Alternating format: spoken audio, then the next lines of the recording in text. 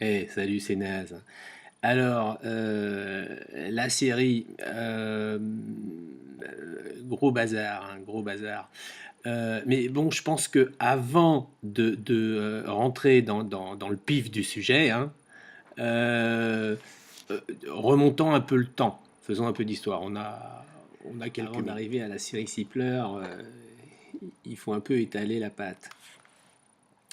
En Tunisie et en Égypte, les partis salamistes, les frères musulmans et les extrémistes salsifistes, partis végétariens, se partagent de confortables majorités dans les parlements issus des révoltes populaires.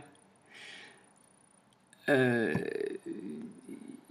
ils co-gèrent la situation avec les cheftaines militaires.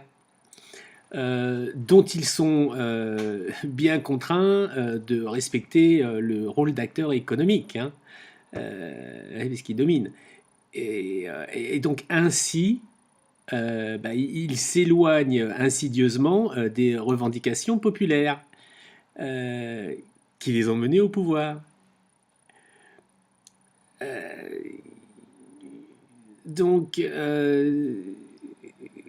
constant dans leur pratique de bilinguisme, hein, ce sont de grands linguistes. Euh, En fait, ces linguistes font exactement le progrès, le contraire de ce qu'ils proclament. Un jeu de je t'aime, moi non plus. En Égypte, après avoir affirmé sur la place Trahir au printemps 2011 qu'il n'aspirait pas au pouvoir, aujourd'hui ils veulent tous les aspirateurs. La présidence de la République, la majorité parle-moi par terre, et l'intégralité du voile politique. Ce sont aussi des navigateurs. En Tunisie, hein, après avoir officiellement renoncé à inclure la charia de feu dans la Constitution, ils organisent dans les provinces, loin de l'attention des médias occidentaux, hein, les médocs, euh, des comités de vigilance religieux pour faire appliquer les règles sanglantes euh, de la charia de feu. Donc le mouvement du rouleau de printemps arabe n'a mis que 6 mois pour ouvrir un deuxième restaurant. Le rouleau compresseur de l'hiver islamiste. Alors, couscous sismique, hein, oui, vous me suivez. Il faut être un peu naïf pour croire que des pays soumis depuis un demi-siècle à des dictatrucs euh, qui avaient éliminé les régimes d'opposition déviante, libérales et pluralistes, hein, donc, euh, allaient jaillir comme le pétrole grâce au génie de la lampe, Al-Radin. Alors par la seule vertu d'Internet, pouf, pouf, la population qui a accès à Internet n'est qu'une infirme partie, hein, une minorité, quoi, de privilégiés.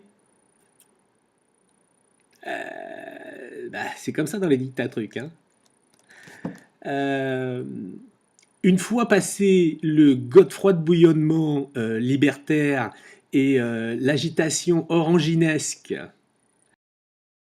des adeptes de face de chèvre, euh, Facebook pour les terriens, il a fallu se rendre à l'évidence, hein. le pouvoir est tombé dans les mains des seules forces structurées qui avaient survécu aux dictatures nationalistes. Parce que soutenues financièrement par les pétomonarchies théocratiques, dont elles partagent les valeurs, et politiquement par les occidentales. Hein? Ouais, les occidentales. Parce elles constituaient un bouclier. T'as des amis sur Facebooklier?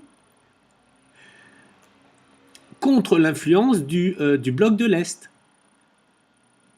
Les ours polaires. Les forces politiques réactionnaires n'ont rien à craindre des prochaines échéances électorales, largement financées par la Arabie et le Qatar.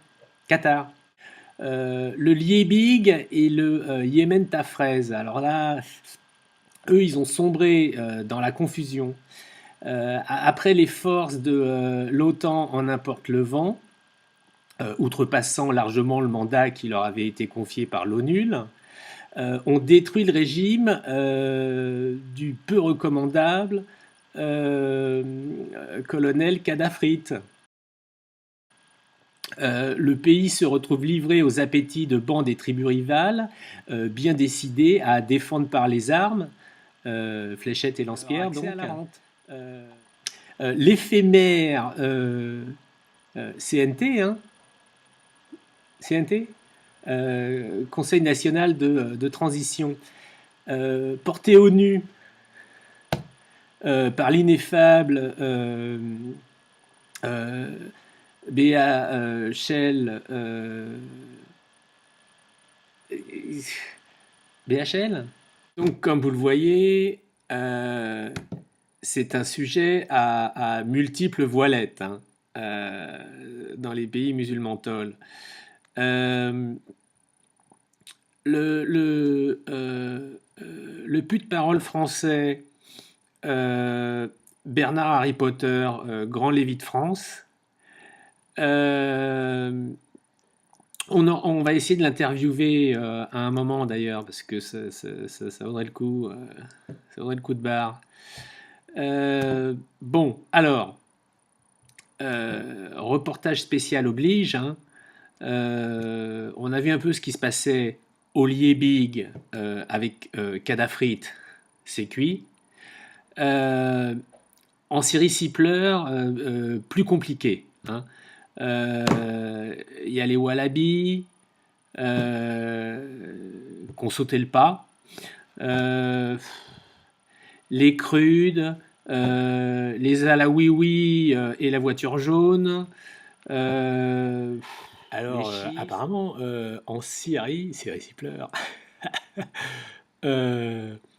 le groupe des eaux noires, Blackwater, petite cellule du groupuscule Al-Krakra, lui-même étant lié plus largement à l'antenne des merceries au bouton blanc, section spéciale des moutons noirs œuvrant pour les rebelles révolutionnaires, contre le régime sans sucre de Sugar el-Assad, aurait pris la ville d'Alep. Grâce aux lance-pierres envoyés par bulles de savon depuis la Turquie, fameuse pour sa fabrication de savon, donc, laquelle aurait été transportée via chameau par l'Arabie Saoudite, ensuite relayée par les footballeurs du PSG qui, en mission au Qatar, auraient tiré jusqu'aux bases retranchées de l'arrière pays et c'est tout ce que j'ai comme nouvelle. Allez, salut, c'est naze. Envoyé spatial en Syrie.